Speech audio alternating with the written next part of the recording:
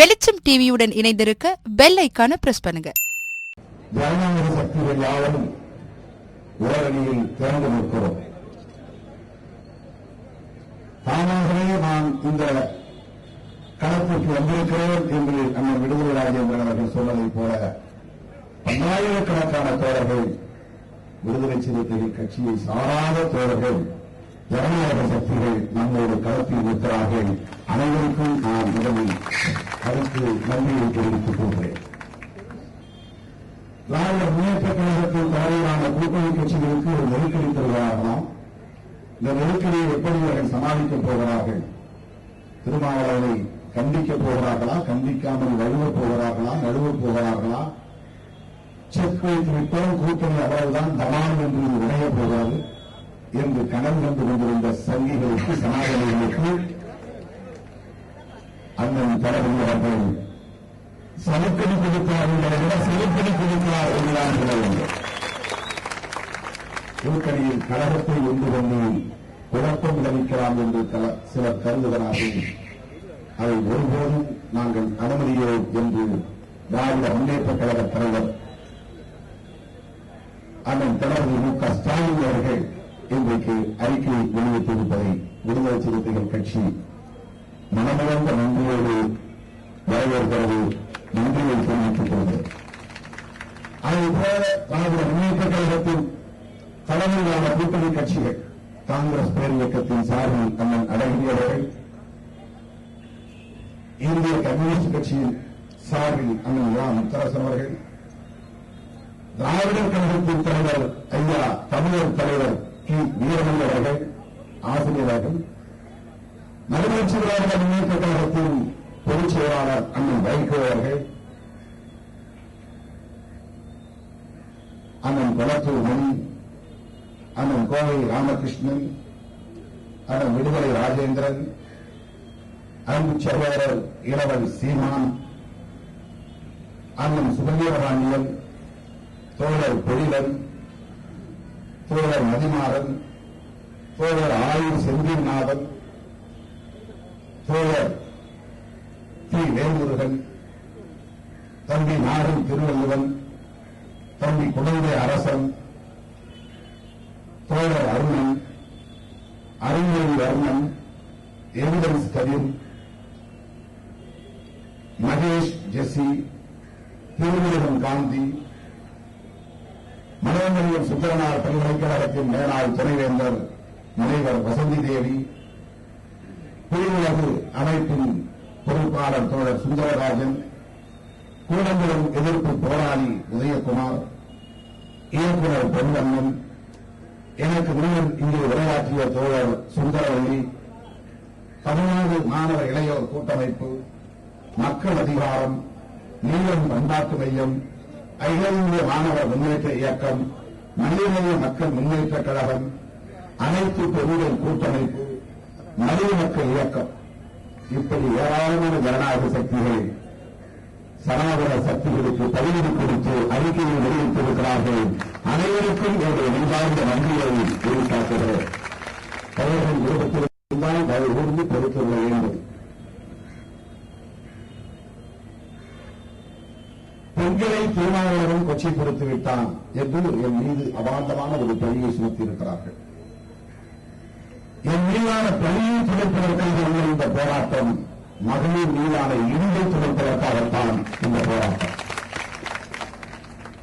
காலம் காலமாக பெண்களுக்கு எதிரான ஒரு கருத்தியல் இங்கே நிலவிக் கொண்டிருக்கிறது. சாதாரணமாக ஒரு பெண் இன்னொரு ஆணை பார்த்து சிரித்தால் அந்த பெண்ணை நடத்தை கெட்டவர் என்று இந்த சமூகம் பார்க்கிறது. திருமணமான பெண்ணாக இருந்தாலும், திருமணம் ஆகாத பெண்ணாக இருந்தாலும், நிலத்தை குனிந்தவர்கள் கால் நகத்தை பார்த்தவாறுதான் பெண் மற்றவர்களிடத்தில் பேச வேண்டும். கீழே குனிஞ்சுக்கிட்டு கால் நகத்தை மண்ணில் போட்டாலே சோதிக்கிட்டு நகத்தால் முண்டிக்கிட்டு நகத்தை பார்த்துதான் பெண் பேசணும். நேருக்கு நேரம் ஆம்பளை முகத்தை பார்த்து பேசக்கூடாது. ஆண்கள் உட்கார்ந்து பேசிக் கொண்டிருக்கிற இடத்தில் பெண்கள் வந்து கருத்து சொல்லக்கூடாது. 12-15 வயசு பெண்ணுக்கு மாப்பிள்ளை பார்ப்பார்கள். ரொம்ப இளம் வயசு, ஏன்னா வயசுக்கு வந்துட்டா பெண்ணை வச்சிருக்க கூடாது. பொதுவாக பெண்கள் 13 வயதிலே பருவத்துக்கு வருகிறார்கள். இது இயற்கை. பருவத்துக்கு வந்த பெண்ணை வீட்டிலே வைத்திருக்க கூடாது. உடனே பிடித்து எவனும் நன்றியோ மூக்கிலேயோ யாரோ ஒருவருக்கு கொடுத்து விட வேண்டும். இல்லைன்னா அடிமை நீங்க தடுப்பூசிக்கிறேன்னு சொல்லுவாங்க. தாய் பெற்ற தாய் பயம். பருவத்துக்கு வந்த இளம் பிஞ்சு 13 அல்லது 14 வயது வரை திருமணம் செய்து இருக்கிற வழக்கம் இந்த சமூகத்தில் இருக்கிறது. அதுதான் பாலியல் விவாகம். அதை விட நீங்க முன்னாடி போயிட்டோம். என்னன்னா பருவத்துக்கு வர்ற வரையும் வச்சிடக்கூடாது. பருவத்துக்கு வர்றதுக்கு முன்னாடியே கல்யாணம் பண்ணி கொடுக்கணும். ஆம்பளைக்கும் சின்ன வயசா இருக்கும், பொண்ணுக்கும் சின்ன வயசா இருக்கும். ஏன் நம்முடைய தலைவர் புரட்சியாளர் அம்பேத்கர் அவர்களே திருமணம் செய்யும் போது அவருக்கு 11 வயசு, அவருடைய மனைவிக்கு 9 வயசு. காந்தியடிகள் அப்படிதான் திருமணம் பண்ணார். ஒரு 50 வருஷத்துக்கு முன்னாடி வரைக்கும் இந்த பாலியல் விவாகம் ரொம்ப தீவிரமா சமூகத்தில் இருந்துச்சு. ஏன் பாலியல் விவாகம்? பாலியல்னா இளம் பிஞ்சுன்னு அர்த்தம். அந்த பிஞ்சு பெண் குழந்தைக்கு எதுக்காக திருமணம் பண்ணி வைக்கிறாங்கன்னா ஒரே ஒரு உண்மை அது என்னன்னா, அந்த குழந்தை கணவன் முன்னாலும் மாமனார் கொழுந்தனார்கள் அவர்கள் முன்னிலையில் பணித்து வரணும். அவங்க பார்க்கிற மாதிரி அவங்க பார்த்துட்டு இருக்கும்போது அவங்க கண்ணு முன்னால அவன் தீபச்சியை அட்டைன் பண்ணணும். பொண்ணுக்கு பையன் ஆயிட்டான் அப்படின்னு யாரு பார்த்து உறுதிப்படுத்தினா பெற்றோர்கள் பார்த்து உறுதிப்படுத்த மறப்பாங்க. அதனால புருஷன் கண்ணு முன்னால அவர் வயசுக்கு வரணும். அப்பதான் அவர் பத்திரமா இருக்கிறான்னு அர்த்தம். வீட்டுல பிறந்த வீட்டுல அவர் பருவத்துக்கு வந்தால் அவர் பத்திரிகையாலும் சொல்ல முடியாது. ஏன்னா அம்மாவும் அப்பாவும் நினைப்பாங்க அவருக்கு யாரோட பழக்கம் ஏற்படுச்சுன்னு தெரியாது, யாரோட உறவு ஏற்படுச்சுன்னு தெரியாது. அதனால முன்கூட்டியே கல்யாணம் பண்ணி கொடுத்துட்டா. பாலியல் விவாகம், அதுதான் பாலியல் விவாகம். ஒரு சொத்துக்காக இல்ல. இதெல்லாம் ரொம்ப முக்கியமா நீங்க கவனிக்கணும். சொத்துக்காக இல்ல. அவன் கணவன் கண் முன்னால் மாமனார் மாமியார் உள்ளிட்ட நாத்தனார் உள்ளிட்ட அந்த குடும்பத்தின் குடும்ப வீட்டின் குடும்பத்தின் பார்வையில் அவர் பருவத்துக்கு வரணும். அவர் யாரும் தொடர தப்பு பண்ணார பரிசுத்தமாக இருக்கிறார். அந்த இளம் பிஞ்சு பரிசுத்தமாக இருக்கிறார் என்பதை உறுதி செய்வதற்காகவே இவர்கள் உருவாக்கிய ஒரு வாழ்க்கை முறைதான் பாலியல் விவாகம். கல்யாணம் பண்ணி புருஷன் செத்துறான். 8 வயசு பெண்ணுக்கு 10 வயசு பையனை கல்யாணம் பண்ணி வைக்கிறாங்க. அவன் 12 வயசுல பாம்பு பிடிச்சி செத்துறான்னா அந்த பெண் எந்த காரணத்தை முன்னிட்டும் மறுமணம் செய்யக்கூடாது. அப்பவே எல்லோட உடுக்கணும், முடிய அடிச்சு சிறைச்சிட்டு மொட்டை அடிச்சுக்கணும், குங்குமம் வைக்கக்கூடாது, பொட்டு வைக்கக்கூடாது, பூ முடியக்கூடாது. அவன் 90 வயசு வாழ்ந்தால் கூட இளமையை அவன் கடந்து போனாலும் கூட ஆணை எதிர்த்து நிமிர்ந்து பார்க்கக்கூடாது. ஆம்பளை கிட்ட பேசக்கூடாது. பாலியல் விவாகம் செத்து போய்தான். செத்த உடனே அவரை தூக்கி பொண்டாட்டியை தூக்கி அவரோட சேர்த்து உயிரோட கொளுத்துகிற வழக்கம் உலகத்தில் வேறு எந்த சமூகத்திலும் கிடையாது. வேற எந்த சமூகத்திலும் கிடையாது. ஏண்டா கொளுத்துறனா, அவ புருஷன் போன பிறகு விதவையா இருந்தா அவ உறுப்பினியா இருக்க மாட்டான். எவனையாவது பாப்பா, யாரையாவது சிரிப்பா, யாருக்கிட்டையாவது தொடர்பு கொள்வா. ஆகவே புருஷனுக்கு அவர் துரோகம் பண்ணுவா. செத்து போன புருஷனுக்கு அவர் துரோகம் பண்ணா இன்னொரு ஆணை பார்ப்பாள். ஆகவே அவரை உயிரோடு உடன்கட்டை ஏற வைத்து கொலை செய்து எரித்து கொண்டுவிட்டு அவருக்கு கோயில் கட்டுகிற வழக்கம் சதி மாதா, சதி வழக்கம். இது உலகத்தில் வேறு எந்த சமூகத்திலும் கிடையாது. உலகத்தில் வேறு எந்த மதத்திலும் கிடையாது. பாலியல் விவாகம் சதி வழக்கம்.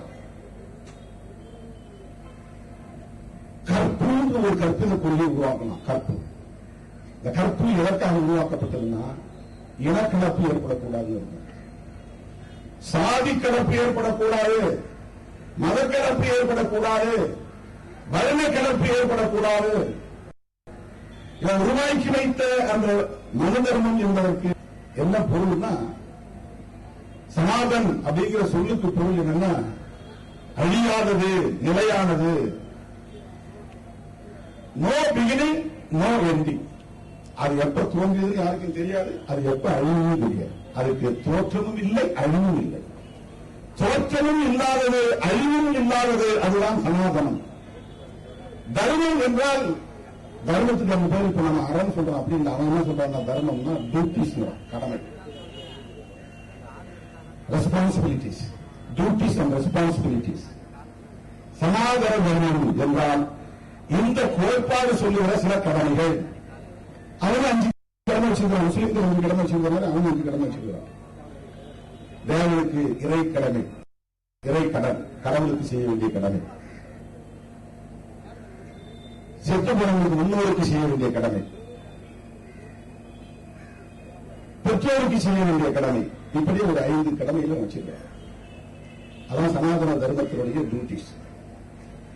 இது எதை மையப்படுத்தி இருக்குன்னா, ஒட்டுமொத்தமாக சனாதன தர்மம் எதை மையப்படுத்தி இருக்குன்னா, அவன் உருவாக்கி வைத்திருக்கிற சோசியல் ஆர்டர் என்கிற சமூக ஒழுங்கை காலாகாலத்திற்கும் காப்பாற்ற வேண்டுமானால், அதை தக்க வைக்க வேண்டுமானால் ஒரே ஒரு வழிதான் இருக்கு. பெண்களை ஒதுக்கி வைக்கணும், அவன் கட்டுக்குள்ள வச்சுங்க. பெண்களுக்கு கற்பு என்பதை கற்பிக்கணும். கற்புன்னா என்னன்னா தூய்மைவாதம் பேர். தூய்மைவாதம் என்ன, ஒரு சாதி கலந்தா அது வேற சாதியா உருவாயிருக்கும். வர்ணங்கள் கடந்து புதிய சாதிகள் உருவாயின. இதான் சமூகத்தில் சனாதன தர்மம் மனு காலத்தில் வர்ணங்கள் தான் இருந்துச்சு. அவன் வர்ணமா தான் படைக்கலாம். யாரு? பரமாத்மா பிரம்மாவை உருவாக்குறார். பிரம்மா பரமாத்மாவுங்கிறவர் எல்லாத்துக்குமான பொதுவான கடவுள். அவர் அருவமா இருப்பார், உருவம் கிடையாது. அவர் விஸ்வரூபத்தில் இருப்பார், உலகமா இருப்பார், அண்டமா இருப்பார். அவர் பிரபஞ்சமா இருக்கிறார். இந்த பிரபஞ்சம் தான் பரமாத்மா. அவருக்கு எந்த உருவம், கண்ணு, காது, மூக்கம் கிடையாது. அதுக்கு அடி முடியலாம் கிடையாது. அதுக்கு எந்த பார்டரும் கிடையாது. இந்த செல்போன்னா இதுக்கு 4 பக்கம் ஒரு வரம்பு இருக்கு, ஒரு பொருள் நான் பார்க்கறது, ஒரு மெட்டீரியல். ஆனா அந்த மாதிரி எந்த விதமான பார்டர், பவுண்டரிஸ் எதுவுமே கிடையாது, அவயங்கள் கிடையாது. ஒட்டுமொத்த யூனிவர்ஸ் இந்த பரமாத்மா பிரம்மனை உருவாக்கி, பிரம்மன் அண்டத்தை 2ஆ பிறக்கிறார். அந்த அண்டத்துல மேல் பாதி ஆகாயமாகவும் கீழ் பாதி பூமியாகவும் ஆகிறார். அதன் பிறகு மனிதர் எப்படி படைக்கிறாருன்னா, அவரே 2ஆ மாறுறார். 2 ஆணாகவும் பாதி பெண்ணாகவும். அந்த பெண்ணிலிருந்து ஒரு புருஷன் உருவாக்குறார். அதை விராட் புருஷன் அப்படின்னு சொல்றாங்க. விராட் புருஷன்.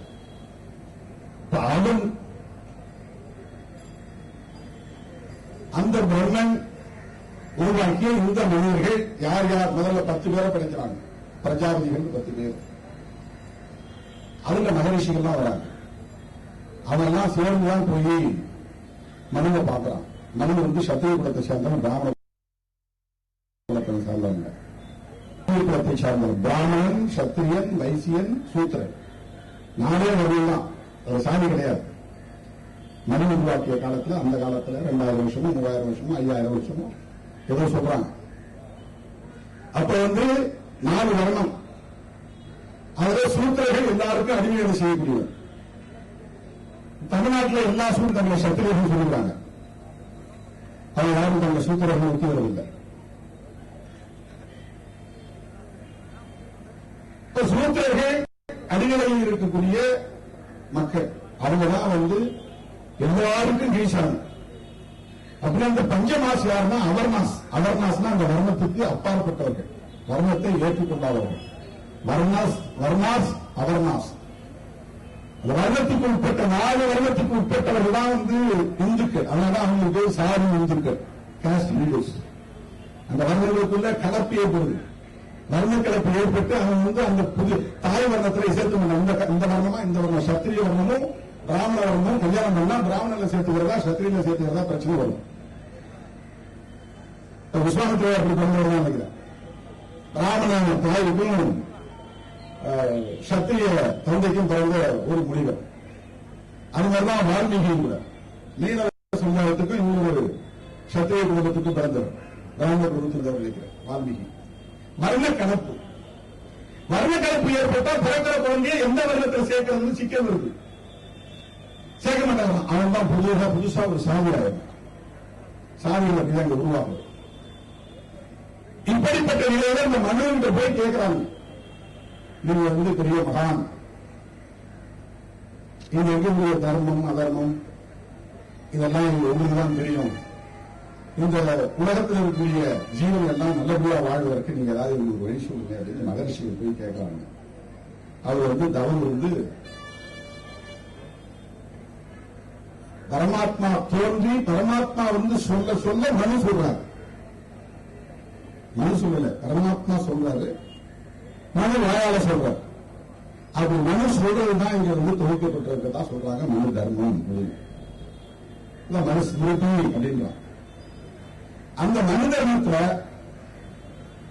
என்ன இருக்குங்கிறத நாம படிக்கல, சமஸ்கிருதத்தில் நாம படிக்கல. புரட்சியாளர் அம்பேத்கர் இதுக்குமே சமஸ்கிருதத்தை கற்று மனு தர்மத்தை படிச்சார், மனு நூலை படித்தார். அதுக்காக சமஸ்கிருதத்தை போய் அயல்நாட்டில் படிச்சார், மொத்த படிக்கிறார், நூலை படிக்கிறார். அதனாலதான் அவர் 1927 அக்டோபர் மாதம் 25ஆம் தேதி மனு நூலை வெளிக்கிறார்.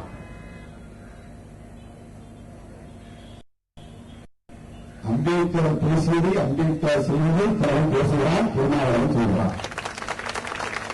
நான் சொல்லுகிறேன், அம்பேத்கர் ஜெயந்தியை கொண்டாடக்கூடிய சனாதன சக்திகளே, திருமாவளவன் பேசுவது திருமாவளவன் சொல்லுவது குற்றம் என்றால் அம்பேத்கரின் தானே நீங்கள் குற்றம் என்று சொல்ல வேண்டும். அப்புறம் எந்த அடிப்படையில் அம்பேத்கருக்கு நீங்கள் ஜெயந்தி கொண்டாடுகிறீர்கள்? யாரை ஏமாற்ற அம்பேத்கர் சிலைக்கு மாலை போடுகிறீர்கள்? யாரை ஏமாற்ற அம்பேத்கர் தானே கேட்டு வழங்குகிறீர்கள்? பாராளுமன்றத்தில் அங்க இருக்கிற சிலைகிட்ட போய் மோடி காலை தூக்கி கொண்டுறார். இது யாரை ஏமாற்ற? உன்னுடைய சனாதன தர்மத்தை தனது இறுதி மூச்சு வரையில் மூர்க்கமாக எதிர்த்த முதல் பகைவர், சனாதன பகைவர் புரட்சியாளர் அம்பேத்கர் அவர்கள். 1935ஆம் ஆண்டு 7ஆம் மாதத்தில் பேசுகிறவர்களுக்கு புரட்சியாளர் அம்பேத்கர் சொன்னார், நான் பிறக்கும்போது இந்துவாக பிறந்திருக்கலாம், எனக்கு அப்படி ஒரு உத்தரவை நீங்கள் குத்திருக்கலாம், ஆனால் சாகும் தருவாயில் நான் இந்துவாக சாக மாட்டேன். 21 ஆண்டுகளுக்கு பிறகு சொன்ன சொல்லை காப்பாற்றியவர் புரட்சியாளர் அம்பேத்கர் அவர்கள். 1966 அக்டோபர் திங்கள் 16ஆம் நாள் லட்சக்கணக்கானவர்கள் இந்தியாவை விட்டு வெளியேறினார். உங்களுடைய முதல் பதவியே புரட்சியாளர் அம்பேத்கர் தான். வெட்டம் விட்டு மானம் விட்டு புரட்சியாளர் அம்பேத்கருக்கு ஜெயந்தியை கொண்டாடுகிறீர்கள். அரசு ஆதாயத்திற்காகத்தானே அம்பேத்கருக்கு ஜெயந்தியை கொண்டாட உங்களுக்கு என்ன அறுவடை இருக்கிறது? உங்களுடைய முதல் பதவியே புரட்சியாளர் அம்பேத்கர் தானே. உலக வரலாற்றில் எந்த நாட்டிலும் எந்த மதத்தை விட்டும் ஒரே நாளில் ஒரு தலைவரின் பின்னால் பல லட்சம் பேர் வெளியேறி இருக்கிறோம். அது எந்த மதத்தை தழுவினார் என்பது அல்ல முக்கியம், இந்து மதத்தை விட்டு வெளியேறினார் என்பதுதான் வரலாறு.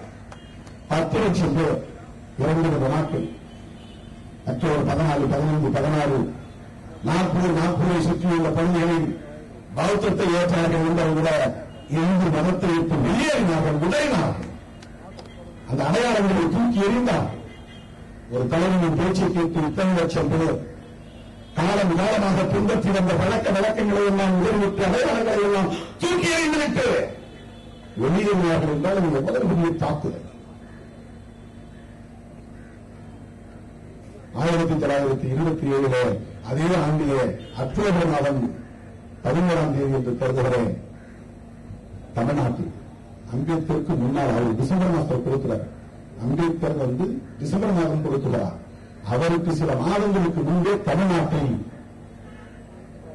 இந்த மனுதர்மர் என்கிற நூலை இறைத்தவர் பெருந்தலைவர் சிவாஜா, தமிழ்நாட்டை சார்ந்த ஆதி திராவிட மாநாடு ஒரு மாநாட்டை நடத்தி அந்த மாநாட்டிலே இருந்தார்.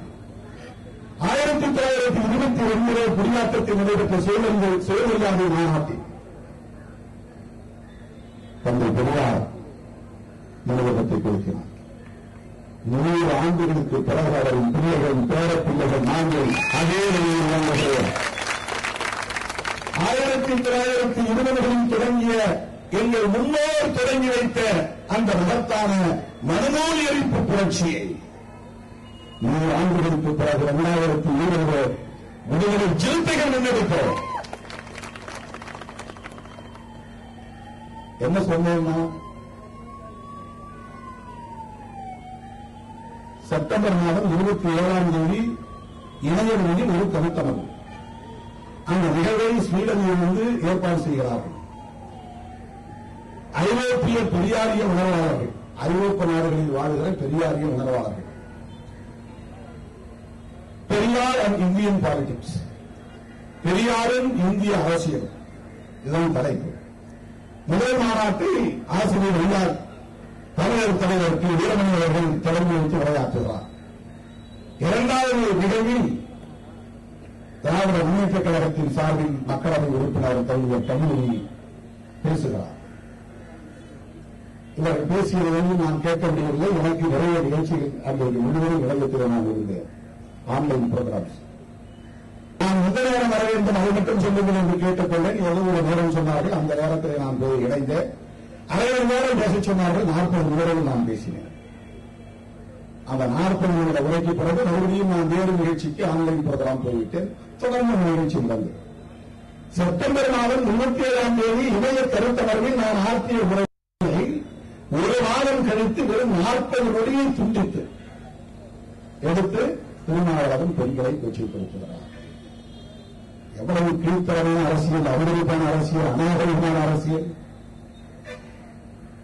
பெரியாரை பற்றிய கருத்தரங்கம், பெரியார் ஏன் சனாதனத்தை எதிர்த்தார் என்று சொல்லுகிற இடத்தில் நான் சொல்லுகிறேன். அம்பேத்கர் ஏன் சனாதன தர்மத்தை எதிர்த்தார் என்கிற போது அதை நான் விளக்கி சொல்ல வேண்டிய தேவை இருக்கிறது. 40 நிமிட பேச்சில் நீங்கள் கேட்டு பார்க்க வேண்டும். தமிழ்நாட்டு பெண்கள் அனைவருக்கும் நான் வேண்டுகோள் இருக்கிறேன். சாதி கடந்து, மதம் கடந்து, கட்சி கடந்து அனைத்து பெண்களுக்கும் நான் வேண்டுகோள் இருக்கிறேன். அந்த 40 நிமிட உரையை கேட்டுவிட்டு நீங்கள் சொல்லுங்கள். அவன் தவறு வைத்திருக்கிறானா, திருமாவளவன் குற்றம் வைத்திருக்கிறானா, திருமாவளவன் கொச்சைப்படுத்தி இருக்கிறானா என்று வயது கூர்ந்து நீங்கள் அந்த 40 நிமிட உரையை கேட்டு பார்க்க, அல்லது 6 நிமிடத்தில் அந்த உரையிலிருந்து துண்டிக்கப்பட்ட ஒரு வீடியோ கிளிப்பிங் இருக்கிறது, அதையாவது கேட்டு பார்க்க. நான் என்ன சொல்லுகிறேன்? மனு தர்மம் இப்படி பெண்களை நடத்துகிறது சொல்லுகிறது. இன்டர்பிரேஷன் என்று விளக்கி சொல்லுகிற போது சொந்த வாக்கியங்களை பயன்படுத்துவோம். இப்ப காலேஜில் ப்ரொஃபசர்ஸ் வராங்க, பாடப்புத்தகத்தில் இருக்கிறத வரி வரியா படிச்சு சொல்லிட்டு போனா அவங்க ப்ரொஃபசர் கிடையாது. அதை நாங்களே படிச்சுக்கணும் சொல்லுவாங்க பையன். அவங்க படிச்சுட்டு வந்து அவங்க ஒரு ஸ்டைல சில விஷயங்கள் சொல்லுவாங்க, விளக்கி சொல்லுவாங்க.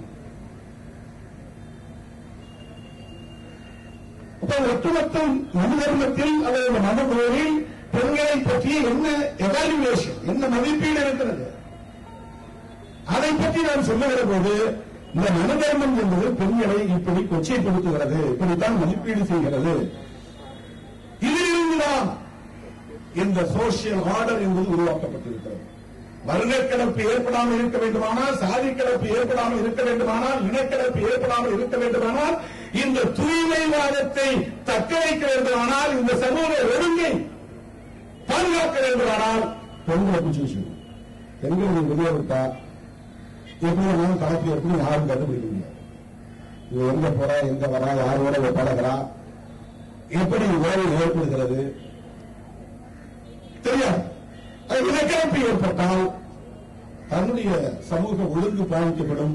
ஒவ்வொரு வர்ணத்துக்கும் உள்ள தனித்தன்மை பாதிக்கப்படும். இந்த ஜீன் கலப்பு ஏற்பட்டது, ஒரு ஜெனட்டிக்கல் மிக்சர், ஜீன் கலப்பு ஏற்பட்டது. இதை தடுக்க வேண்டும் என்பதற்காக இதுக்கான ஒரே புள்ளி என்னன்னா பொங்கலை பிடிச்சு வச்சிருக்காங்க. அவளை எங்க விடா, எந்த நேரமும் அவளை ஃபாலோ பண்ணிட்டே இருக்கு. எங்க போறா, என்ன பண்றா, யார்கிட்ட பேசுறா, எங்க சிரிக்கிறா, அவளை ஃபாலோ பண்ணிட்டு. இது யார் சொல்லுறது? இதை கூட நீங்க பண்ணுவோம். அற்பர்கள், தற்கொலைகள் அப்படித்தான் செய்வாங்க. அவன் சொல்றான், மனு சொல்றான் 9வது சாப்டர். அத மனு தர்மத்தில் அந்த மனு இல்ல மனு விரும்புற இது இப்ப ரெலவென்ட் இருக்காங்களா? அதுக்கு அம்பேத்கர் சொன்னார். இன்னைக்கு அது வாழும் கடந்த காலம். மனு தர்மம் உருவாகி 2000 வருஷம் இருக்கலாம், 3000 வருஷம் இருக்கலாம். ஆனா அதை இன்னும் சுதந்திரம் இருக்கிற நடைமுறைப்படுத்திட்டு இருக்கிற இன்னைக்கும் பெண்களை சுதந்திரம் இல்லாமல் தடுக்கக்கூடிய நிலம் இருக்கிறதா இல்லையா? அண்ணன் கண்டிக்கிறானா இல்லையா? அப்பா கண்டிக்கிறானா இல்லையா? எதுக்காக கண்டிக்கிறான்? எந்த அடிப்படையில் கண்டிக்கிறான்? அது உண்மையே நம்முடைய மரங்களுக்காக கண்டிக்கிறாரா? ஒரே பொருள் தான். அங்க போனா இங்க போனா எண்ணெயா காத்து சிரிப்போ கள்ள காட்டோ பிரச்சனை. இதுதான் காரணம். இந்த தூய்மைவாதம் எங்கிருந்து வருகிறது? கற்பு என்கிற கருத்தியில் இருந்து வருகிறது. இனக்கலப்பு கூடாது என்கிற என்பதிலிருந்து வருகிறது. சனாதன தர்மத்தின் பிறப்பின் அடிப்படையில் உயர்வுத்தாழ்வு உண்டு என்பது எவ்வளவு மோசமான கருத்தியலோ அதை விட மிக மோசமானது தூய்மைவாதம் என்பது. இனக்கலப்பு கூடாது, சாதி கலப்பு கூடாது, மதக்கலப்பு கூடாது. அதை இங்கே நடைமுறைப்படுத்த வேண்டும். ஆனால் அதுக்கு ஒரே ஒரு பாயிண்ட், பெண்களை தன்னுடைய கட்டுப்பாட்டை வச்சு. அப்போ 9வது அதிகாரத்தில் தொடக்கத்திலிருந்து என்ன சொல்றான் பாருங்க. இது நான் யாரும் பெண்களை கொச்சைப்படுத்துவதற்காக சொல்லுகிறேன். இது மனுநீதி என்னும் மனுதர்ம சாஸ்திரம் அன்னை ஸ்ரீ ஆனந்த நாச்சியார் அம்மா யாரோ எழுதிட்டாங்க. அவங்க யாருன்னு எனக்கு தெரியாது. அதுல 9வது சாப்டர் அத்தியாயம் 9 தொடங்குது. அது ஒன்றை விட்டுங்க. 1வது என்ன சொல்றாங்கன்னா, தர்ம வழியில் நிலைத்திருக்கிற ஆணும் பெண்ணும் சேர்ந்து வாழும் போதும் பிரிந்த பின்னரும் கடைபிடிக்க வேண்டிய சாஸ்வதமான தர்மங்களை கூறுகிறேன். யார் சொல்றார்? சாஸ்வதமானதுன்னா மாறாத, நிலையான அப்படின்னு அர்த்தம். இது என்னைக்கும் மாறாத இந்த தர்மம். அதை சொல்றேன். 2வது ஸ்லோகத்தில் என்ன சொல்றாங்கன்னா, புருஷர்கள் இரவும் பகலும் ஸ்திரீகளை பாதுகாக்க வேண்டும். பாதுகாக்கணும்னா பாம்பு செல்லாது, பள்ளிகள் செல்லாது இல்லை, தேவைகள் செல்லாது, இரும்புகள் செல்லாது, பாதுகாப்பாக வசதி அப்படி அர்த்தம் இல்லை. எதை பாதுகாக்க வேண்டும் பாருங்க. இது புருஷர்கள் கணவன்மார்கள் அல்லது தந்தையாரோ. புருஷன்னா எல்லாரையும் முடிக்கும், கணவன் மட்டும் முடிக்காது. நல்ல ஆண் அப்படின்னு அர்த்தம் அதுக்கு பேர். புருஷர்கள் இரவும் பகலும் ஸ்திரீகளை பாதுகாக்க வேண்டும். ஏனெனில் பெண்கள் கண்ணுக்கு ரம்யமானவற்றையும் அழகானவற்றையும், ரம்யம்னா அழகு, அழகி அப்படின்னு அர்த்தம். கண்ணுக்கு ரம்யமானவற்றையும் காண்பதிலும் காதுக்கு ரம்யமானவற்றை கேட்பதிலும். இசையை இசையா இருந்தாலும் ஏதாவது ரம்யமா காதுக்கு ரொம்ப இனிமையா இருக்குன்னா இந்த இடத்துல ரம்யம்னா இனிமை. காதுக்கு ரம்யமானவற்றை கேட்பதிலும் ரம்யமான வாசனைகளை உணர்வதிலும். நல்ல ஸ்மெல் வந்துச்சுன்னா அதுக்கு அவங்க என்ஜாய் பண்ணி அதை அதுல ஆர்வம் காட்டுவாங்க. மனதுக்கு ரம்யமானவற்றை செய்வதிலும் எப்போதும் ஈடுபடுவார்கள். இது பொதுவாக சொல்றான், ஒரு குறிப்பிட்ட பெண்கள் இல்லை, உலகத்தில் உள்ள எல்லா பெண்களுக்கும் பொருந்தக்கூடிய பொதுவான வரையறை. பெண்களுடைய குணநலன்களாக அவர் சொல்லுகிறான். முகர்வதிலும் ஈடுபடுவார்கள். இவ்வாறான விஷய சுகங்களை அனுபவிக்கும் போது சில தவறுகள் நேரிட வாய்ப்பு ஏற்படலாம். அது என்ன தவறுங்க? சில தவறுகள் நேரிட வாய்ப்பு ஏற்படலாம். அதை விரிவாக எழுத வேண்டியதானே. சில தவறுகள்னா என்ன தவறு? நீங்க இருக்கிற நேரத்தில் திடீர்னு ஏதாவது பாம்பு குத்திரும், தண்ணி கழிச்சிடும், தேர்வு கழிச்சிடும், அவங்க பாதுகாப்பு இருக்காது அப்படின்னு அர்த்தமா? என்ன தவறு? சிலர் அதாவது ரம்யமான பாடல் கேட்டாக தவறு நேர்ந்துடும், ரம்யமான வாசனை இருந்தால் தவறு நேர்ந்துடும், ரம்யமானவற்றை செய்ய ஆசைப்பட்டால் தவறு நேர்ந்துவிடும் அப்படின்னு யாரு சொல்றா? மனு சொல்றார். தவறு நேர்ந்துவிடும். எனவே அத்தகைய வாய்ப்புகள் ஏற்படாமல் இருக்க பெண்கள் சுதந்திரமாக தெரியாமல் ஆண்கள் தங்கள் வசத்தில் அவர்களை வைத்துக் கொண்டு பாதுகாக்க வேண்டும். உங்க சுதந்திரத்தை படிக்கிறானா இல்லையா? திருமாவளவன் எழுதி வைத்ததா? தந்தை பெரியார் எழுதி வைத்ததா? புரட்சியாளர் அம்பேத்கர் எழுதி வைத்ததா? பெண்களை சுதந்திரமாக தெரிய விடாதீர்கள். நல்லதை நுகரக்கூடாது, நல்லதை கேட்க ரம்யமானவற்றை அவன் சொல்லுவோம். ரம்யமானவற்றை கேட்கக்கூடாது, ரம்யமானவற்றை நுகரக்கூடாது, ரம்யமானவற்றை பார்க்கக்கூடாது. அப்படி பார்த்தாங்கன்னா அப்படி சுதந்திரமா விட்டுட்டுனா சில தவறுகள் ஏற்பட வாய்ப்பு இருக்கிறது. அது என்ன தவறுகள்? இதுதான் திரும்ப இந்த தான் நீங்க வரணும். பெண்களுடைய குணங்கள். சிறு வயது பெண்ணை தந்தை பாதுகாப்பான், எவ்வளவு பருவத்தில் கணவன் பாதுகாப்பான், கல்யாணம் பண்ண பிறகு வயோதிகத்தில் புத்திரர்கள் பாதுகாப்பார்கள். எனவே பெண் என்பவரை எப்போதும் பிறரால் பாதுகாக்கப்படுவாரே என்று சுதந்திரமாக இருக்கத்தக்கவள் அல்ல. புருஷன் பாதுகாப்பா இருக்கிறதுக்காக அவங்க காத்துட்டே இருக்கிறான், நல்லபடியா இருக்கிறதுக்காக பாதுகாக்கிறான். இது மனிதர்கள் சொல்லுது. தக்க பருவத்தில் தன் மகனுக்கு திருமணம் செய்து வைக்காத தந்தை நிந்தனைக்குரியவன், ருது காலத்தில் தன் மனைவியை கூடாத கணவன் நிந்தனைக்குரியவன், தந்தை இறந்த பிறகு தாயை காப்பாற்றாத தனது நிந்தனைக்குரியவன். இதெல்லாம் வருது. அதுல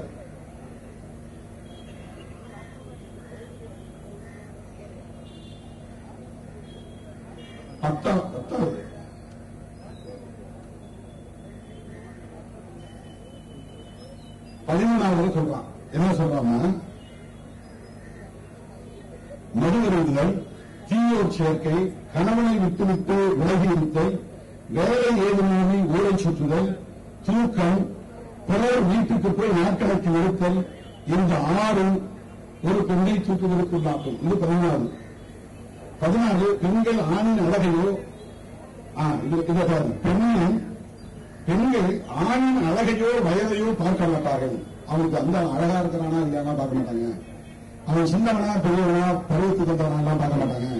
பெண்கள் ஆணின் அழகையோ வயதையோ பார்க்க மாட்டார்கள். அழகனாக இருந்தாலும் குரூபியாக இருந்தாலும் பொருட்படுத்தாமல் ஆண்மகனாக இருந்தால் போதும் என்று அனுபவிப்பார்கள். மலர்ச்சியாத தினம் பெண்களுக்கான இயல்பும் இதுதான். பெண்கள் ஆசைப்படுபவர்களாக சலனச்சித்தம் கொண்டவர்களாக இருப்பார்கள். சலனப்புத்தியவர்களாக இருப்பாங்க. இவர்கள் ஆத்மார்த்தமான நட்பை எவரிடமும் வைக்க மாட்டார்கள். இவங்க உண்மையா ஆற்றுக்கு நட்பா பழக்க மாட்டாங்க. ஆத்மார்த்தமான நட்பை எவரிடமும் வைக்க மாட்டார்கள். இந்த காரணங்களால் எளிதில் மனம் மாறக்கூடியவர்களாக இருப்பார்கள்.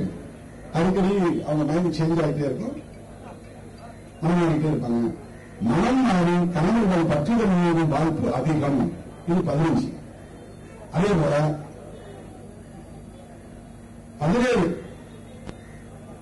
பெண்கள் படுக்கை, ஆசனம், அலங்காரங்களுக்கு ஆசைப்படுவார்கள். இது ஒரு பொருள் புரியுது, விளக்க தேவையில்லை. படுக்கை, ஆசனம், அலங்காரங்களுக்கு ஆசைப்படுவார்கள். காம குறைகளுக்கு வசப்பட்டிருப்பார்கள். காம இச்சைகளுக்கு வசப்பட்டிருப்பார்கள். செய்யத்தகாததை செய்வதற்காகவும் துரோக பாவத்தோடும் இருப்பார்கள். இப்படி சொல்லிட்டே போனோம். பல பெண்கள் தீய ஒழுக்கத்தோடு இருப்பார்கள். உதாரணத்துக்கு ஒரு பேர் சொல்கிறேன் அப்படின்னு போயிட்டு இது 9வது அத்தியாயத்தில் ஒவ்வொருத்தரும் ஒவ்வொரு மாதிரி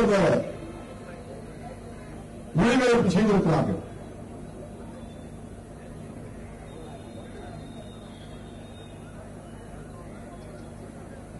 பெண்களை பற்றி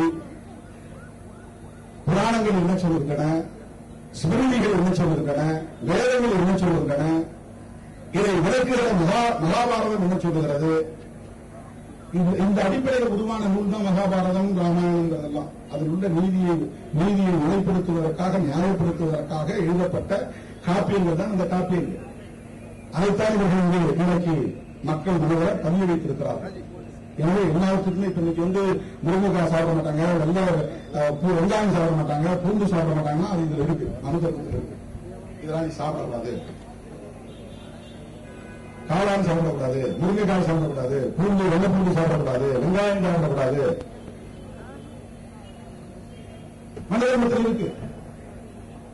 இது ஒட்டுமொத்தத்தில் இந்த சமூகத்தை ஒழுங்குபடுத்துவதற்கான ஒரு கொள்கை அறிக்கையாகவும் சட்டமாகவும் இயங்கிக் கொண்டிருக்கிறது. வெள்ளக்காரன் இந்த நாட்டை ஆளவர்களுக்கு முன்பு வரை இதுதான் தோழர்களே இந்த சமூகத்தின் சட்டம். இதுக்கு பேரே கோட் ஆஃப் மனு என்றுதான் பேர். கோட் ஆஃப் மனு. சாஸ்திரம் இல்லை, மனு சாஸ்திரம் இல்லை. கோடுனா சட்டம். கோட் ஆஃப் மனு. அதுதான் வெள்ளக்கார நாட்டில் இருக்கிற வரைக்கும், வெள்ளக்கார வருவதற்கு முன்பு வரையில் இந்த நாட்டில் இருந்த சட்டம் இதுதான் நடைபெறுகிறது. இப்படித்தான் இங்கே சமூக கட்டமைப்பு ஒழுங்கமைக்கப்பட்டது. அன்றைக்கு இருந்த ஆட்சியாளர்களுக்கு துணை இருந்தார்கள். அதனால்தான் குடும்பத்துக்குள்ள பெண்கள் இப்படி வாழணும், இவங்க அக்ரஹாரத்தில் வாழணும், இவங்க ஒரு திருவிழா வாழணும், இவங்க வேற திருவிழா வாழணும். இந்த ஹேபிடேஷன் உட்பட வாழிடங்களை தீர்மானித்ததிலிருந்து, சுடுகாட்டை தீர்மானித்ததிலிருந்து, வாழ்க்கை முறைகளை தீர்மானித்ததிலிருந்து, சடங்கு சம்பிரதாயங்களை தீர்மானித்ததிலிருந்து அவ்வளவு நடைமுறைகளுக்கும் இந்த ஒற்றை நூல் மூலநூலாக இருக்கிறது. இது யாரும் மறுக்க முடியாது. எனவேதான் இதை முழுமையாக கற்றறிந்த ஞானிகள், புரட்சியாளர் அம்பேத்கர் அவர்களும் நம் கண்கண்ட தலைவர்கள், நாம் கண்கண்ட தலைவர்கள் புரட்சியாளர் அம்பேத்கர் அவர்களும் தந்தை பெரியார் அவர்களும் இதை மையப்படுத்தி இதற்கு எதிரான புரட்சியை முன்னெடுத்தார்கள். வெளியார் மதத்தை விட்டு வெளியே போனா நீ யாரா பேசுறதுன்னு கேட்பான். நான் கிறிஸ்தவனா இருக்கிறேன், நீ வாயை மூடுவான். நான் முஸ்லீம் ஆகிட்டா முஸ்லீம் இருக்கிறத சனாதன தர்மத்தை பேசக்கூடாதுவான். புத்திஸ்டானா கூட நான் பேச முடியாம போயிடும். அதனால நான் இதுலதான் இருப்பேன், இருந்துகிட்டே சண்டை போடுவது போட்டார் பெரியார். அம்பேத்கர் சொன்னாரு, நான் இருக்கிற வரையும் என் மக்களுக்கு இந்த பொறுமை இருந்துட்டே இருக்கும். இதை விட்டு நான் வெளியே போனதான் இந்த சமயம் என்ற விடும் என்று புரட்சியாளர் அம்பேத்கர் அவர்கள் இதை விட்டு வெளியேறினார். 2 தலைவர்களுக்கும் ஒரே நோக்கம் தான். இந்த மண் நூல் என்பது இந்த சமூக ஒழுங்கை, இந்த மோசமான ஒழுங்கை அது கட்டமைத்திருக்கிறது. அதில் என்ன முக்கியமானது என்றால், இவ்வளவு ஒழுங்கையும் இங்கு உருவாக்குவதற்கு பெண் ஒடுக்குமுறைதான் அடிப்படையாக இருக்கிறது. பெண்ணாக இருப்பவர்கள், சலன புத்தி உள்ளவர்கள், பலவீனமானவர்கள், வயதை பார்க்க மாட்டால், அழகாக இருக்கிறாரா என்று பார்க்க மாட்டால், எந்த நேரத்திலும் எப்படியும் அவள் காமக்குரோதத்திற்கு ஆளாவாள். எனவே அவரை கண்காணித்துக் கொண்டே இரு, ஒரு கட்டுப்பாட்டில் வைத்திரு.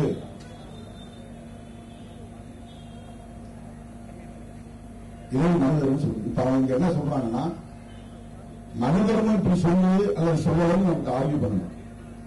ஆனா திருமாவளவன் இப்படி பெண்களை கொச்சைப்படுத்திட்டான் அப்படின்னு சொல்றாங்க. நான் சொல்றேன், இந்த மனிதர்கள் சொல்லு, நாங்கள் விவாதிப்போம். யார் வேணாலும் மோடியே பார்க்க நடிகைகள் தான் மீனமா போவாங்க. நான் போயெல்லாம் பதில் சொல்ல முடியல. அவங்களுக்கு அவங்க தான் பதில் சொல்ல சரியா போதும். அவங்க குறைச்சல பெருமை இல்லை. அவங்க ஸ்டைல் அவங்க தான் பதில் சொல்லிட்டு நல்லா இருக்கும். ஒவ்வொருத்தருக்கும் ஒவ்வொரு மாதிரி தான் சொல்ல முடியும். நான் சொன்னாலும் அவங்களுக்கு விளங்க, அவங்க விளங்குற மாதிரி என்னால சொல்ல முடியாது. எனக்கு அந்த கேப்பபிலிட்டி இல்லை, எனக்கு அந்த திறமை இல்லை, எனக்கு அந்த தகுதியிலும் நான் ரொம்ப தமிழகத்தோட சொல்றேன்.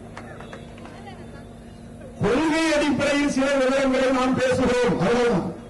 கோட்பாட்டு அடிப்படையில் சில கருத்துக்களை நாம் பேசுகிறோம், அவ்வளவுதான். இதை பேசாமல் நான் எப்படி வரும் ஓட்டுக்காக தலை செய்து நடக்க முடியும். நான் மறுபடியும் சொல்லுகிறேன், நான் அம்பேத்கரின் பிள்ளை, பெரியாரின் மாணவன். எனவே பேசுகிறேன், இல்லாதவை பேசவில்லை, இட்டுக்கட்டி பேசவில்லை, யாரையும் காயப்படுத்தும் நோக்கில் பேசவில்லை.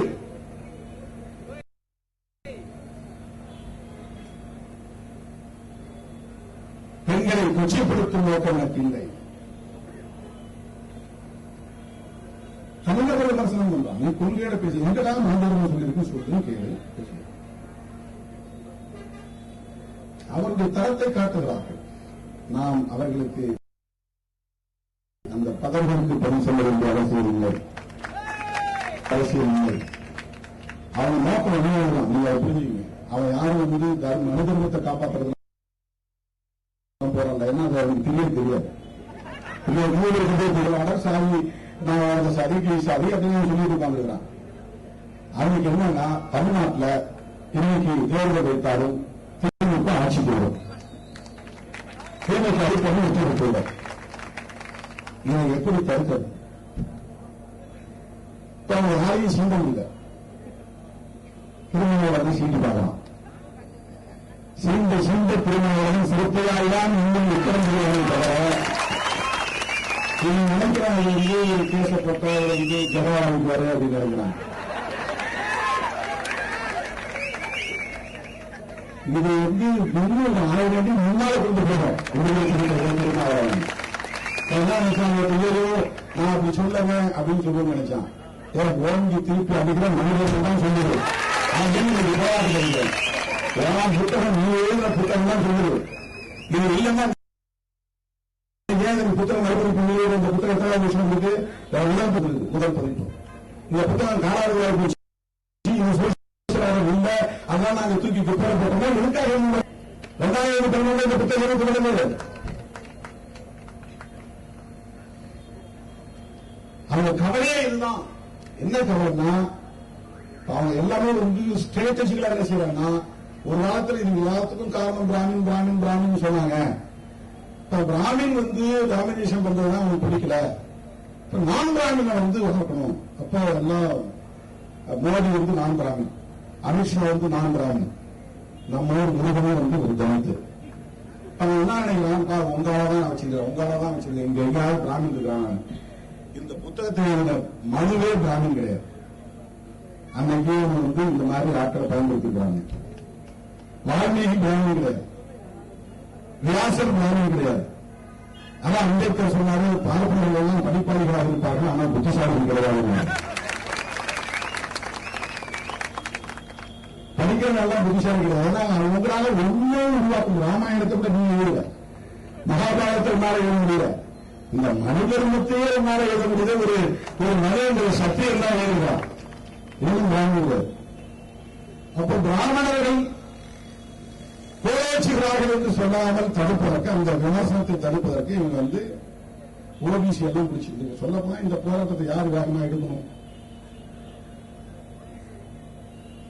பாவனந்த ராமதாஸ் அவருக்கு வாக்களித்தார். சோசியல் இன்ஜினியரிங் பேர்ல சமூக நீதி காவலர் என்று அழைக்கப்பட்ட ஒரு தலைவர். மேலும் இருக்கிற எல்லா தலைவர்களும் அவர் தோளில் தூக்கி சுமந்த தலைவர்கள் தான். ஆனால் விடுதலை ராஜேந்திரனாக இருந்தாலும் சரி, இன்றைக்கு இருக்கக்கூடிய முற்போக்கு சிந்தனையாளர்கள் அத்தனை பேரும் தமிழின காவலர், சமூக நீதி காவலர் என்று ஆளுக்கு ஒரு தோழர் கீழே இறங்கிவிடாமல் தாங்கி பிடித்தார்கள். ஆனால் இன்னைக்கு சாதி வன்முறையை தூண்டுவதும், மதவெறியர்களை தூண்டுவதும், அவர்களுக்கு முற்றுப்படுத்துவதும் போன்ற நடவடிக்கைகளில் ஈடுபடக்கூடிய அளவுக்கான ஒரு முற்போக்கு சக்தியாக மாறியிருக்கிறார். பல பேர் முற்போக்கு சக்திகளாக வந்தார்கள், பல அம்மாமார்கள் எல்லாம் வந்தார்கள். இந்தியாவில் எல்லோரையும் தன்மைப்படுத்திக் கொண்டது சனாதன தர்மம், விடுதலை சிறுத்தைகளை தவிர, திருமாவளவர்களை தவிர. நான் ஒரு கருத்தோடு பேசுகிறேன் என்று யாரும் கருதிவிடக் கூடாது. தன்னம்பிக்கையோடு பேசுகிறேன், மஞ்சுரத்தோடு பேசுகிறேன். புரட்சியாளர் அம்பேத்கரின் கொள்கைகளையும் தந்தை பெரியாரின் கொள்கைகளையும் உண்மையும் உணர்ந்து உள்வாங்கி இருப்பதால், மாமனிதர் மார்க்ஸ் கொள்கைகளையும் அறிந்திருப்பதால் நான் நம்பிக்கையோடு, தன்னம்பிக்கையோடு இந்த களத்தில் நிற்கிறேன். ஆகவே அதை நாம் தொடர்ந்து மக்களிடத்திலே கொண்டு போய் சேர்க்கிறோம். இது அவர்களுக்கு பிடிக்கவில்லை.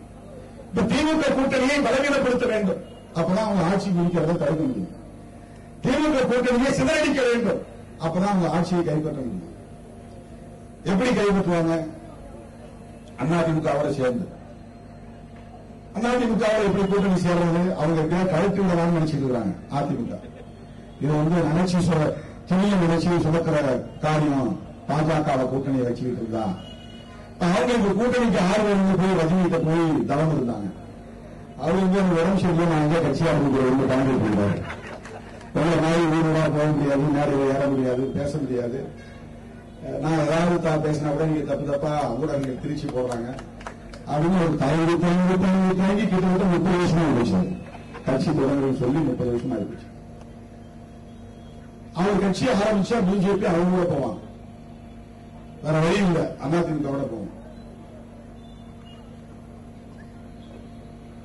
திமுக வைத்தோம், திமுக கூட்டணியை சிதறடிக்கும்.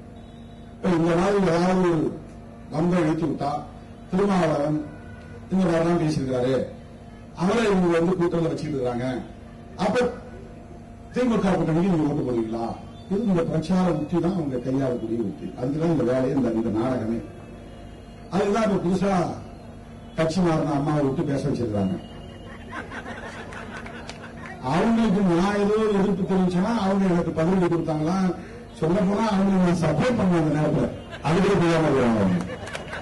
நாங்க கட்சிக்கார பொண்ணு வடசனில நீங்க தான் நினைக்கிறேன் ஒரு 10 ரூபாய் அழைச்சிட்டு போயிட்டு அந்த அம்மாவுக்கு ஏதாவது ஒரு போராட்டம் நடத்தினாங்க. நான் தென் மாவட்டத்தில் இருந்து தொலைபேசியில் தொடர்பு கொண்டு அப்படிலாம் பண்ணக்கூடாது, அந்த மாதிரி போராட்டம் இங்கே நடத்தக்கூடாது, அவங்க எதிராக அவங்க சொன்னாங்க, அது அவங்களுடைய கருத்து சுதந்திரம், நான் அதை தலையிடக்கூடாதுன்னு நான் தடுத்துட்டேன். தமிழ்நாடு கூட போகக்கூடாது, நடச்சல் மட்டும் நடந்தது. உடனே நான் கூப்பிட்டு தடுத்தேன். கட்சியில மாவட்ட பொறுப்பாளர்கள் சத்தம் போட்டேன். அவங்க எல்லாம் பேசினா போறாங்க, அதை நானும் தானே படிக்கல, அப்படியே இருந்தாலும் அதெல்லாம் நீங்க இருக்கக்கூடாதுன்னு சொல்லிட்டாங்க. அவங்க என்ன சொன்னாங்கன்னா கல்யாணத்துக்கு முன்னாலும் பிள்ளை சொன்னாங்களாம். அது ஒன்றும் தப்பு இல்லை அப்படின்னு. இதெல்லாம் நான் படிக்கலாம், என்ன ஸ்டேட்மெண்ட் கொடுத்தாங்கன்னு எனக்கு தெரியாது. ஆனா அவங்க சொல்றாங்க நான் தான் அவங்களை எதிர்த்தலாம், உடனே அவங்க கோர்ட்டுக்கு போய் வாழாடி எனக்கு பதிலடி கொடுத்து விட்டார்களாம். எப்படி ஒரு கற்பனையில் இருக்கிறாங்க பாருங்க. சரி இருக்கட்டும், பரவாயில்ல. இப்ப அவங்களை விட்டு நீங்க பேச வச்சிருந்தா அவங்க கேட்க கேள்வி என்ன தெரியுமா? ஏன் திமுக பதில் சொல்லவில்லை? திருமாவளவனை கண்டிக்கணும். யாரை கண்டிக்கணும் அவரை கண்டிச்சுக்கிறார். திராவிட முன்னேற்ற கழக தலைவர் யாரை கண்டிக்க வேண்டுமோ அவர்களை கண்டித்திருக்கிறார். இப்ப அவங்க பதில் இப்ப நோக்கம் என்னன்னா, தோழர்களே, திமுக கூட்டணியை எப்படியாவது சோதிக்க வேண்டும் அப்படின்னா நான் திமுகவுக்கு பாதகம் ஏற்படக்கூடாது, திமுக கூட்டணிக்கு பாதகம் ஏற்படக்கூடாது அப்படின்னு நம்ம கவனமா வேலை செய்யணுங்கிறது நமக்கு எந்த மாற்று கருத்து இல்லை. ஆனாலும் இந்த அடிப்படையான விஷயங்களில் இருந்து எப்படி நாம் காம்ப்ரமைஸ் பண்ண முடியும்? சமூகத்தை சீரழித்துக் கொண்டிருக்கிற இந்த கொள்கை கோட்பாடுகளை அம்பலப்படுத்தாமல், பெண்களை ஒதுக்கி வைத்திருக்கிற இந்த கொள்கை கோட்பாடுகளை அம்பலப்படுத்தாமல் நான் கேட்கிறேன், இந்த 30 வருஷம் 50 வருஷம் பெரியாருக்கு பின்னால் தானே, அம்பேத்கருக்கு பின்னால் தானே பெண்கள் இங்க படிக்க முடியுது? அதுக்கு முன்னாடி படிச்சாங்களா? உங்க அம்மா படிச்சாங்களா? உங்க பாட்டி படிச்சாங்களா? அதுக்கு முந்தைய காலத்தில் பெண்கள் யாராவது படிச்சிருக்காங்களா? ஏன் பெண்கள் படிக்கல? பெண்களுக்கு கல்வியை மறுத்தது யார்? பெண்களுக்கு சொத்துரிமையை மறுத்தது யார்? பெண்களுக்கு கருத்துரிமையை பறித்தது யார்? பெண்களை வெறும் இச்சை பொருளாக்கியது யார்? பெண்களை வெறும் ஆண்களுக்கான பிள்ளை பெறும் எந்திரமாக்கியது யார்? இதையெல்லாம் தக்க வைக்கிறதுக்கு தான் பெண்களை மலருக்கு ஒப்பாக, நிலவுக்கு ஒப்பாக கவிதைகள் புனைந்தது, காப்பியங்கள் புனைந்தது. பெண்ணே பெண்ணே எண்ணி அவளே ஒரு பிரம்மனை போது இருக்கிறவர். அவர் கூந்தலழக பார்க்கறதும், உடையழக பார்க்கறதும், தன்னுடைய மூக்கழக பார்க்கறதும், தன்னுடைய உடலழகை திரும்ப திரும்ப பார்ப்பதும், ஆண்களை எப்படி தன்னுடைய அழகை பார்க்க வைக்கக்கூடிய வகையில் தன்னை தயார்படுத்திக் கொள்வதும், இந்த ஒரு உளவியலை எது உருவாக்கியது? இந்த உளவியலை எது கட்டமைத்தது? இந்த சமூக உளவியலை எது கட்டமைத்தது? இன்றைக்கு மனுச்சட்டம் நடைமுறையில் இல்லாமல் இருக்கலாம், ஆனால் மனுச்சட்டம் ஏற்படுத்திய தாக்கம் இந்த நூற்றாண்டு வரையில் இருக்கிறதா இல்லையா? வேற அதிகாரம் வெளிநாடுகள் வேற எந்த நாட்டிலாவது நீங்க காலேஜ் போற, நீங்க ஸ்கூலுக்கு போற, நீங்க வேலைக்கு போற யாராவது கேட்கறாங்க? அப்படி போறதுனால அவங்க எல்லாம் என்ன வளர்த்துக்கப்பட்டவர்களாக இருக்கிறாங்களா? உலகம் பூரா அன்னைக்கு சீரழிஞ்சு போச்சா? இந்தியாவுக்கு உலக நாடுகள் முழுக்க பெண்கள் குட்டிச்சுவராக்கி விட்டாங்களா? நாடுகள் எதுவும் உருப்படியாக இல்லையா? மனிதர்களும் உருப்படியாக இல்லையா? அந்த மனிதர்கள் எல்லாம் மகிழ்ச்சியாக வாழ இல்லையா? இதை போல ஒரு ஒடுக்குமுறை எங்கே இருக்கிறது?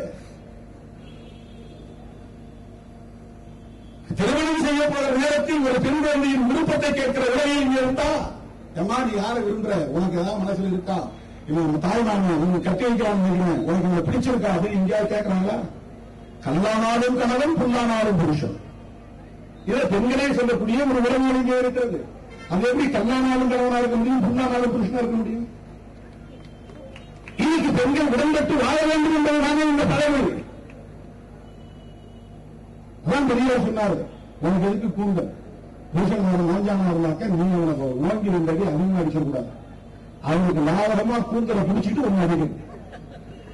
புருஷன் ஒன்ன அடிக்கிறதுக்கு தான் இந்த கூந்தல் பயன்படுறதே தவிர, ஏன்னா கூந்தல் பிடிச்சிட்டு அவனுக்கு தெரிய முடியாது. பேசும்போது கூட என்ன சொல்லிருக்கான், அவன் மயில பிடிச்சிருக்கான், அறுத்து இருக்காங்க அடிமான அவமானப்படுத்த. பெரியார் சொன்ன எதுக்கு ஒரு மூக்குத்தி, நீ அடிக்க போனதா ஒன்னா ஓஞ்சி அடிச்சானா மூக்குல பட்டா அதுக்கப்புறம் உன்னால திருப்பி அடிக்கவே முடியும், அவ்வளவு வழி வலிக்கும். ஆம்பளைக்கு 4 முறை வெட்டி, பொம்பளைக்கு 16 முறை சேலை. என்ன 16 முறை சேலையில என்னத்துக்கு பாதுகாக்க போறோம்? என்னத்துக்கு அது 16 வேணும்? பெரியார் கேட்டாங்க, நான் கேட்கல. இதையும் கப்பல் போட்டாங்க, இதையும் கப்பல் போட்டாங்க. பெரியார் சொன்னாங்க, ஏன்னா அவங்க நோஞ்சானா இருந்தா கூட முதல் மாசம் பல்லு வைக்காம இருப்பான், நோஞ்சானா இருப்பான், சோம்பேறியா இருப்பான். பொம்பளை ஆம்பளை விட ஒரு அடி பாகமா நடக்கூடாது. அதுக்காக துணி சுத்தி முன்னாடி சுத்திட்டு அவ நல்ல அண்ணன் நடை நடக்கணும். அண்ணன் நடை இதை நம்பி பெண்கள் அண்ணனோட மாதிரி நடந்து சொந்த நடை விட்டுறாங்க. ஆண்கள் பாத்திரம் நடவடிக்கைக்காக அண்ணன் நடை நடந்தாதான் அழகு நடந்தது அப்படின்னு உங்களுக்கு நம்பிக்கையை உருவாக்கி வச்சிருக்காங்க. அப்படி சமூக உடவியல் கட்டமைக்கப்பட்டு ஆண்கள் நடந்தாலும் அண்ணன் நடை நடக்கணும்.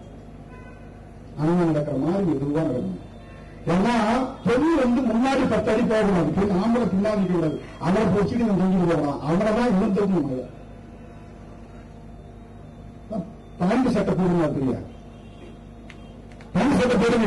ஆம்பளை பெண்ணை ஏற்படக்கூடாது, ஏற்படக்கூடாது. எதுக்கு நீ அச்சப்படுற? உன் உறவியை அடிமைப்படுத்துகிறது, அதிக விரைவிலை உருவாக்குகிறது. உன் கூந்தலை அடிமைப்படுத்துகிறது, அதிக விரைவிலை உருவாக்குகிறது.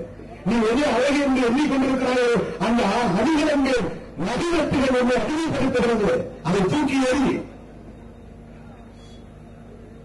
சனாதன சமூகத்தில் பிறந்த பெரியார் சொன்னார். அவர் வந்து ஆர்த்தடாக்ஸ் ஃபேமிலி. அவங்க அப்பா அவரே வந்து பல கோயில்களுக்கு அறக்கட்டளைக்கு தலைவராக இருந்தது. 1925 வரை காங்கிரசுடைய தலைமையை ஏற்று காங்கிரஸ் இயக்கத்தில் இருந்த கால வரையில் அவர் வந்து கோயிலுக்கெல்லாம் போயிருக்கிறாரு, காசிக்கெல்லாம் போயிருக்கிறாரு, சன்னியாசியா இருந்திருக்கிறார், முடியுமா வளர்த்திருக்கிறார்.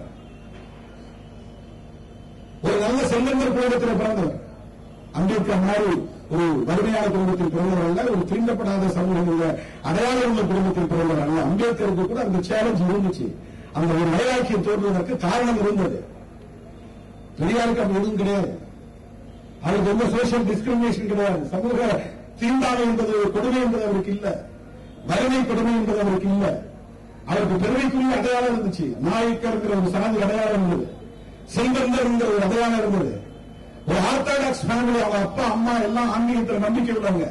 அவரும் கோவில் குளத்துக்கு வந்து தலைமையா அறக்கட்டளை தலைவராக இருந்தவர், டிரஸ்டியா இருந்தவர், உறுப்பினராக இருந்தவர். அவர் பாட்டுக்கு அவர் சுகந்து போய் இருந்திருக்கலாம். அந்த அந்த பொருள்ல கிடைக்கிற சுகபோகத்தோட அவர் வாழ்ந்து மடிந்திருக்க முடியும். இன்னும் கூட 10 வருஷம் இருந்திருப்பார், இப்படிலாம் கஷ்டப்படாம இருந்தாருன்னா. ஆனா அதுக்கு பிறகு மனிதனத்தை பார்க்கிறார், இந்த சனாதன தர்மத்தை பார்க்கிறோம். இதுவல்லவா இந்த சமூகத்தை சீரழித்துக் கொண்டிருக்கிறதோ, இதுவல்லவா இந்த சமூகத்தை பாழ்படுத்திக் கொண்டிருக்கிறதோ, இதுவல்லவா பெண்களை ஒட்டுமொத்தமாக மக்கள் தொகையில் செல்வாரியாக இருக்கிற பெண்களை ஒட்டுமொத்தமாக ஒடுக்கி வைத்திருக்கிறதோ, பெண்களை இழிவுபடுத்துகிறதோ, பெண்களை கொச்சைப்படுத்துகிறதோ, மரணாசன தர்மத்தை நிலைப்படுத்தியதோ, சாதிய வேறுபாடுகளை பாகுபாடுகளை தீண்டாமையை நிலைப்படுத்தியதோ, சாதி கலப்பு கூடாது, மதக்கலப்பு கூடாது, இனக்கலப்பு கூடாது என்று தூய்மைவாதத்தை நிலைப்படுத்தியதோ, இதை தூக்கி எறிய வேண்டும். இதெல்லாம் சொன்னா அவனுக்கு ஏற்கல. ஏன் அவனுக்கு ஏற்கனா, அவனுக்கு வந்து ராமா ராமா ராமா ராமன் வழங்கிட்டு இருக்கான், கடவுள் மேல நம்பிக்கை. அப்பதான் பெரியார் பார்த்தாரு, இது மேல அடிச்சு போட்டாதான் அவனுக்கு புத்தி வரும்போது கடவுள் இல்லைன்னு சொல்லுவாங்க. கடவுள் இல்லைன்னு சொல்றதெல்லாம் அவருடைய நோக்கம். கடவுள் இல்லைங்கிறது அல்ல அவருடைய பிரச்சாரம், பார்ப்பன வெறுப்பு அல்ல அவருடைய பிரச்சாரம். மனிதர்மத்திற்கு எதிரான போராட்டம் தான் பகுத்தறிவு பெறும் என்ற பெரியாரின் போராட்டம். மனிதனுக்கு எதிரான போராட்டம் தான் புரட்சியாளர் அம்பேத்கரின் போராட்டம். அவர்களை அடிப்படையை இங்கே புரிந்து கொள்ள வேண்டும். வெறும் பிரச்சனைகள் பின்னால் வரக்கூடாது. இந்த பிரச்சனைக்கு பின்னால் இருக்கக்கூடிய கொள்கைகள், கோட்பாடுகள், அந்த கோட்பாடுகள் இயக்கிக் கொண்டே இருக்கிறது. அதெல்லாம் இங்கே நடைமுறைப்படுத்திக் கொண்டே இருக்கிறது. எனவேதான் குறைவிலையில் கை வைப்பதை பொறுத்தவரை பெரியாரும் புரட்சியாளர் அம்பேத்கரும் மனதர்மத்தை எதிர்த்து, இந்த மனநூலை எதிர்த்து தம்முடைய போக்குவரை எழுப்பினார்கள். அடிப்படையில் பெண்களை ஒதுக்கி வைப்பது, பெண்களை தூய்மையானது என்ற பெயரால் அடக்கி வைப்பது, பெண்களை கண்காணிப்பது, கட்டுப்படுத்தி வைப்பது,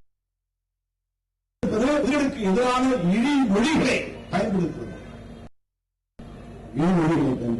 இழிவுபடுத்துவது, பெண்களுடைய கேரக்டர் அசாசினேஷன். இதை விட என்ன வந்து கேரக்டர் அசாசினேஷன் பண்ண முடியும்? இதை எப்படி நீ அனுமதிக்கிறாய்? ஆகவேதான் நாங்கள் சொல்லுகிறோம், இதை எரிப்பது என்ற நோக்கம். எரிச்சுதான் ஒரு புத்தகம் மட்டும் எரிச்சு போன மாதிரி ஆகும். விடுதலை சிறுத்தைகள் முன்னெடுக்கிறது, இந்த நூலை தடை செய்யும். தடை செய்யும் வரையில் தொடர்ந்து உங்கள் போராட்டம் நீடிக்கும். இது தடை செய்யப்பட வேண்டிய நூல். ஏனென்றால் பெண்களை பாதுகாப்பதற்காக, இது தடை செய்யப்பட மீட்டெடுப்பதற்காக, இது தடை செய்யப்பட வேண்டிய நூல். ஏனென்றால் பெண்களின் மானத்தை காப்பாற்றுவதற்காக, பெண்களின் பெருமையை காப்பாற்றுவதற்காக, பெண்களுக்கு கல்வியை தருவதற்காக. சனாதனத்தை உயர்த்து போகச் செய்வதற்கு நாம் கண்டறிந்த ஆயுதம் தான் சமூக நீதி. சமூக நீதியை பாதுகாக்கும் அறந்தான் புரட்சியாளர் அம்பேத்கர் எழுதிய அரசமைப்பு சட்டம்.